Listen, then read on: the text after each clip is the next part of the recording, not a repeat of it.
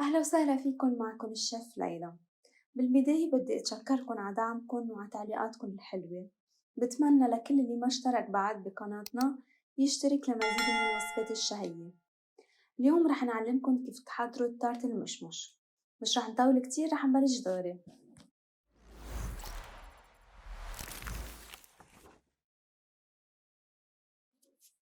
بوعاء رح حط 250 جرام من الزبدة مع كوبين ونص من السكر الناعم.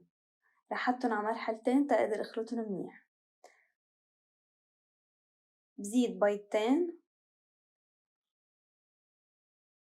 برش حامض، ملعقة كبيرة من البيكنج باودر، رشة ملح، ملعقة كبيرة من مية الورد، وملعقة كبيرة من مية الزهر. بفركن منيح بإيدي تينخلطوا مزبوط. من بعدها بزيد 5 أكواب من الطحين المنخول بس على مراحل. بدي ضل أعجنن منيح تأحصل على عجينة متماسكة.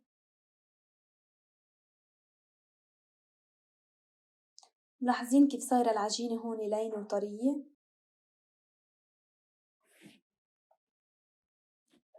من بعدها رح بلش مد العجينة بالصينية. لازم تكون كلها على ذات المستوى وتكون رقيقة مثل ما نكون شايفين. بزيد فوقها كوب ونص من مربى المشمش. إذا حابين تتعلموا كيف تحضروه رح نحطلكن اللينك بأعلى الفيديو. بالأخير فضل عندي شوية عجينة رح زينهم فوقها. انتو فيكن تزينوها بالطريقة اللي بتحبوها أكيد. رح قطعها قبل ما فوتها على الفرن ورح مرق السكينة على الطوارف.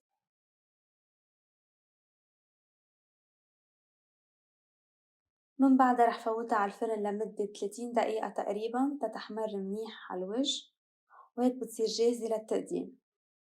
لهون بتكون خلصت وصفتنا لليوم. بتمنى تنال إعجابكن.